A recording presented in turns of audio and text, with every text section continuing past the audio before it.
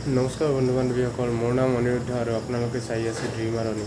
তো আজি মোৰ ডেইলি ৱৰ্কআউট চেলেঞ্জৰ মানে বিকাম এ ষ্ট্ৰং মেন চেলেঞ্জৰ ডে 2 হয়।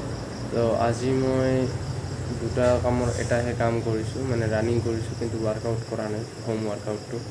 তো ৰানিং মানে আজি ৰাতিপুৱা উঠিছিলোঁ 5 বজাত, 5:30 বজাত মই ৰানিং কৰিবলৈ গৈছিলোঁ আৰু গৈ 4 পাক ৰানিং কৰিলোঁ। আজি ৰানিঙৰ টাইমিং বহুতেই বেয়া আহিছে, মানে মোৰ ইমান সময় নালাগে, মানে 6:30 হৈ যায় 4 পাক, কিন্তু আজি 7 মিনিটমান লাগি গৈছে।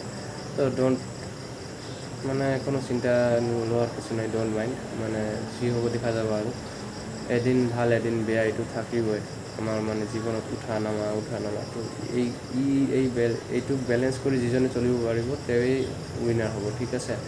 তো যিটোৱে হওক, ৱৰ্কআউট একদম যে কৰা নাই সেইটো নহয়। তেতিয়া ৰানিং যেতিয়া কৰিছোঁ তেতিয়া মই নৰ্মেল পুছআপ 10টা মাৰিছোঁ, তাৰপিছত ইনক্লাইন ডিক্লাইনটো মাৰিব পৰা নাই। ৱাইড পুছআপ মাৰিছোঁ 10টা, তাৰপিছত কি কয় ডাইমণ্ড পুছআপ মাৰিছোঁ 10টা, মানে এনেকুৱা পুছআপ মাৰিছোঁ 30-40টাৰ নিচিনা, ঠিক আছে। তো ৰানিংখিনি কৰিছোঁ আৰু আজি, কিন্তু ৱৰ্কআউট কৰিব পৰা নাই।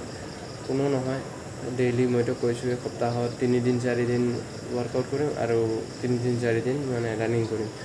মানে ডেইলি কিবা নহয় কিবা এটা কৰিমেই, 3 দিনৰ পৰা 4 দিন, মেক্সিমাম 4 দিন হ'ব। ৰানিঙো মেক্সিমাম 4 দিন হ'ব আৰু ৱৰ্কআউট মেক্সিমাম 4 দিন, তাৰ পৰা বেছি নহ'ব।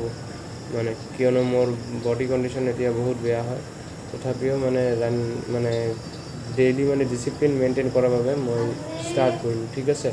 তো এতিয়া জুন মাহ হয়, মই নেক্সট মাহৰ পৰা ফুল্লি মানে ভিডিঅ' আপলোড দিয়া ষ্টাৰ্ট কৰিম, নিউ চেলেঞ্জ ষ্টাৰ্ট কৰিম জুলাই মাহৰ পৰা, ঠিক আছে।